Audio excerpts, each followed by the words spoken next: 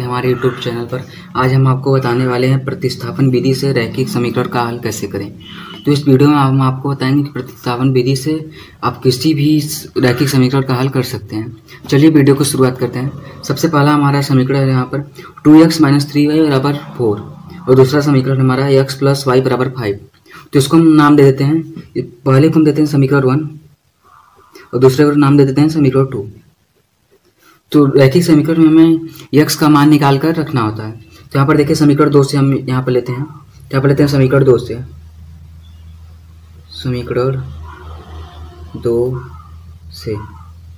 यहाँ से हम समीकरण 2 से हम यहाँ पर x का मान निकालेंगे। तो समीकरण 2 हमारा क्या है, यही है x + y बराबर 5। तो यहाँ पर इसको लिख लेते हैं x + y बराबर 5, यही है हमारा। तो यहाँ से x का मान हम निकाल देंगे। तो इधर हो जाएगा 5, इधर प्लस का y है तो इधर आके क्या हो जाएगा माइनस का y, यहाँ पर जाएगा -y। तो ये हमारा क्या हो गया इसका मान, x बराबर क्या हो गया हमारा 5 - y। इसको समीकरण 3 देते हैं नाम, ये हमारा समीकरण 3 हो गया। यहाँ से अगर आप y का मान निकालेंगे तो x का मान आसानी से निकल जाएगा समीकरण 3 की सहायता से, इसलिए हमने इसको समीकरण 3 नाम दिया। अब चलिए x का मान जो समीकरण 3 से उसको समीकरण 1 में रखते हैं। तो यहाँ पर लिख देंगे समीकरण 3 से, यहाँ से देखिए x का मान उठाकर हम समीकरण 1 में रखेंगे। यहाँ पर लिखें समीकरण 3 से x का मान समीकरण 1 में रखने पर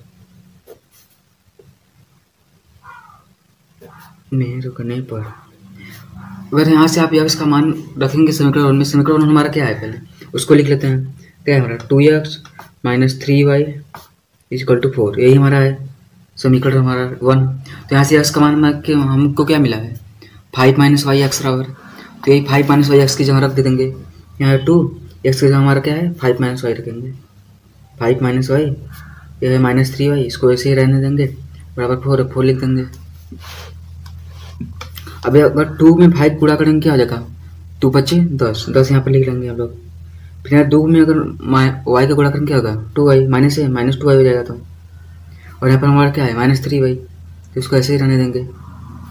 इधर हमारा क्या है 4 लिख देंगे। अब यहाँ पर देखिए हमारा 10 है। अब -2y -3y क्या होता है, माइनस तो रहता है दोनों चीज तो वो जुड़ता है, तो माइनस से अभी माइनस है अभी माइनस, तो इसको हम जोड़ देंगे। यहाँ पर इसको हम जोड़ देंगे, चलिए जोड़ते हैं। यहाँ पर -2 और -3y कितना होता है -5y, यहाँ पर हो जाएगा -5y बराबर क्या हो जाएगा हमारा 4 है। यहाँ पर देखिए हम लोग जब माइनस रहता है हमारा क्या होता है प्लस, तो यहाँ पर हम यही हमने किया, माइनस से अभी है माइनस से अभी, तो इसको हमने जोड़ दिया -2y -3y, इसको हमने जोड़ दिया -5y हो गया। अब बराबर इधर 4 लिख देंगे। अब यहाँ पर हमारा -5y ऐसे ही रहने देंगे, इधर हमारा क्या है 4 है। अब इधर देखिए हमारा प्लस का 10 है, तो इधर आएगा क्या होगा हमारा -10, तो यहाँ पर जाएगा -10, क्योंकि इधर हमारा प्लस का था तो इधर आके माइनस हो जाएगा। अब यहाँ पर हमारा क्या बचा -5y। अब इधर 4 में से -10 घटाएंगे क्या होगा हमारा -6 बचेगा, -6। यहाँ देखिए आपको घटाना तो आता ही होगा, 4 में से -10 घटाएंगे क्या होगा -6।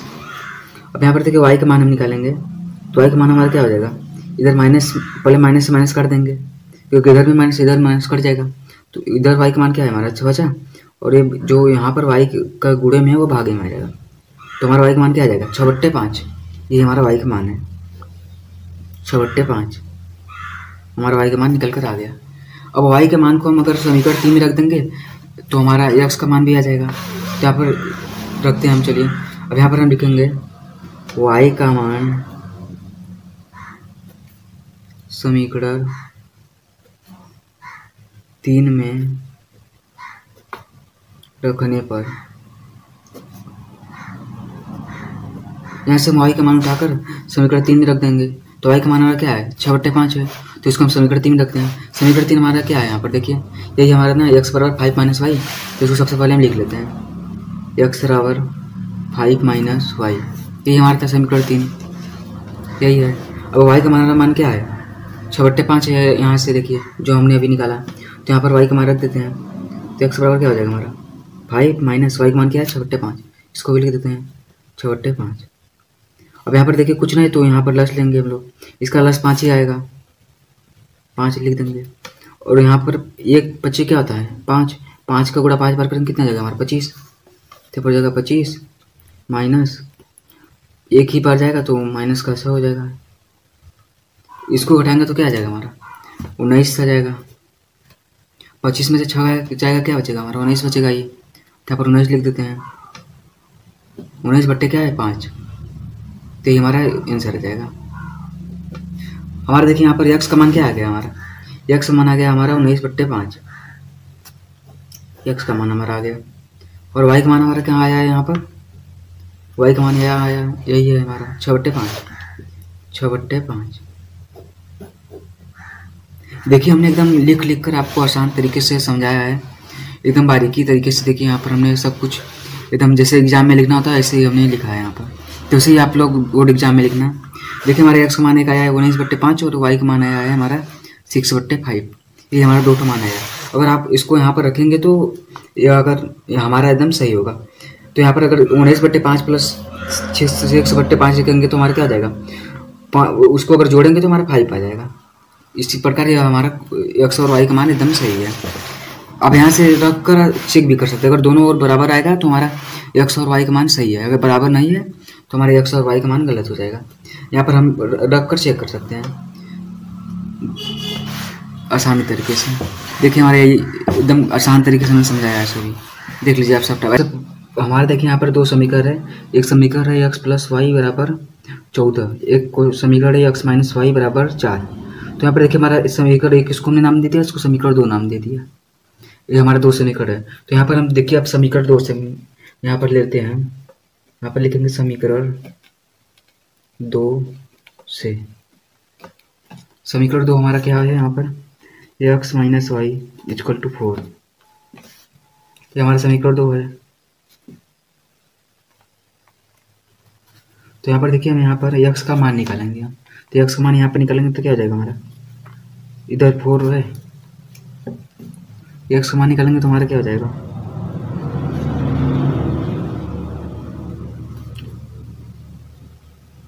x का मान निकालेंगे यहाँ पर हम, तो x इधर y है माइनस है, तो इधर क्या हो जाएगा +y, यहाँ हो जाएगा +y, तो x बराबर हमारा क्या आ गया 4 + y, इसको हम समीकरण 3 दे देते हैं नाम, इसको 3 दे देंगे। अब x का मान जो है समीकरण 1 में रखेंगे, यहाँ से ये समीकरण 3 से x का मान उठाकर समीकरण 1 में रखेंगे, तो यहाँ पर लिख देंगे हम लोग समीकरण 3 से x का मान समीकरण 2 में रखते हैं, समीकरण 1 में रखेंगे यहाँ पर,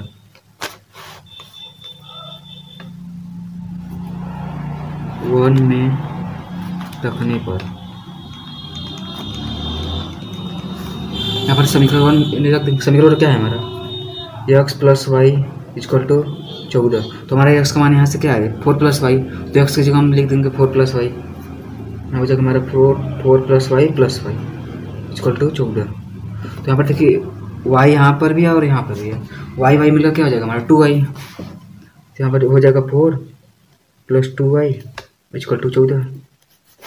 तो यहाँ देखिए y का मान हम निकालेंगे, यहाँ हो जाएगा 2y, इधर 14, यह इधर प्लस का 4 है तो इधर आके क्या हो जाएगा -4, तो इधर हो जाएगा -4, तो यहाँ हो जाएगा 2y, और 14 में से 4 जाएगा क्या हो जाएगा हमारा 10 हो जाएगा, तो यहाँ पर 10 हो जाएगा।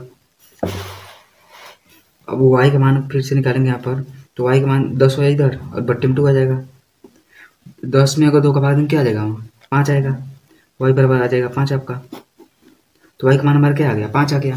अब y का मान जो है यहाँ पर इसको हम उठाकर समीकरण 3 में रख देंगे यहाँ पर, तो हमारा x का मान मिल जाएगा, तो यहाँ पर लिख देंगे हम y का मान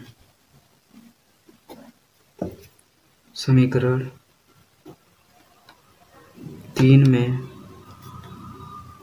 रखने पर, तो समीकरण 3 हमारा क्या है यहाँ पर यही है ना, x बराबर 4 + y, यही हमारा समीकरण 3।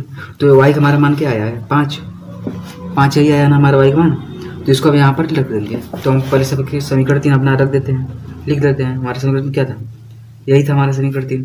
तो y का मान हमारा क्या आया है, y का मान यहाँ पर हमारा है 5, तो हम 5 यहाँ पर रख देंगे, तो हमारा क्या जाएगा x बराबर 4 + y का मान क्या था 5 लिख देंगे, तो x बराबर हमारा क्या आ गया 9, तो x बराबर 9 आ गया हमारा।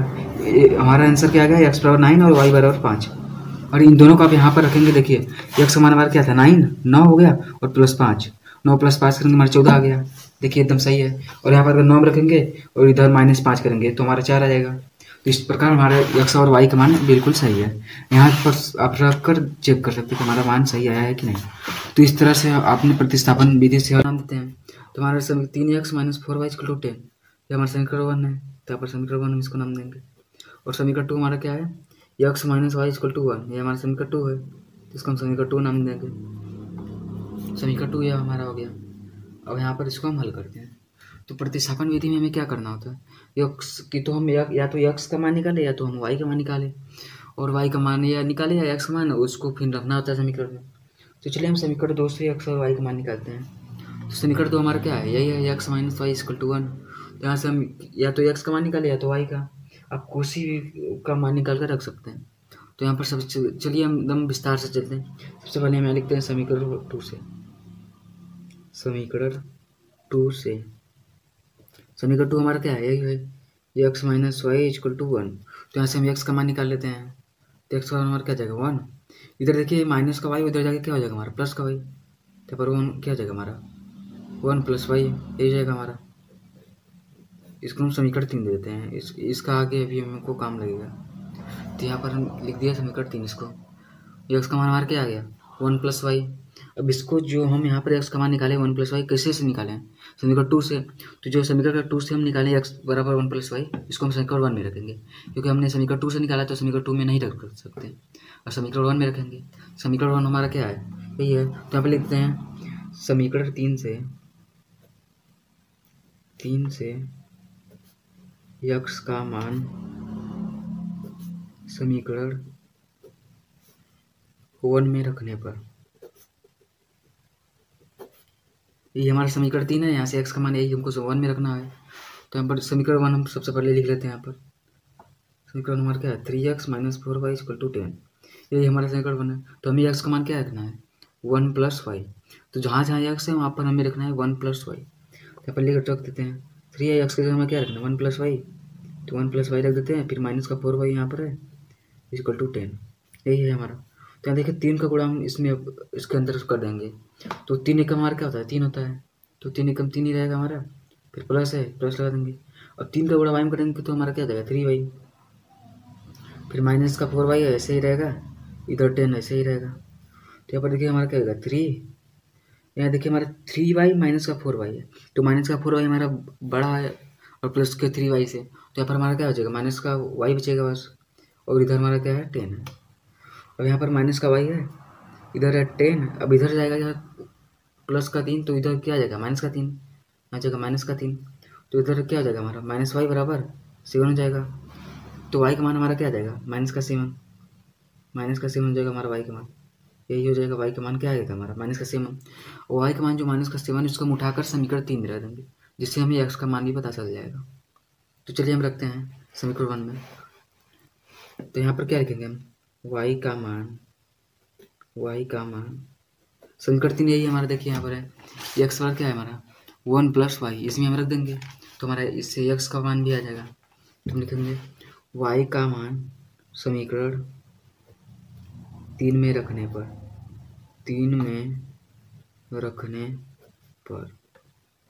समीकरण 3 हमारा क्या है उसको हम लिख लेते हैं। समीकरण 3 यही हमारा x बराबर 1 + y। तो यहाँ पर हम लिख लेते हैं x बराबर 1 + y। y का मान हमारा क्या आया था यहाँ पर -7 आया था y का मान। तो यहाँ पर -7 जहाँ जहाँ y है वहाँ पर -7 लग देंगे। तो यहाँ पर हो जाएगा हमारे x बराबर 1 है, 1 हो जाएगा। फिर देखिए यहाँ पर y की जगह में हमें रखना है -7।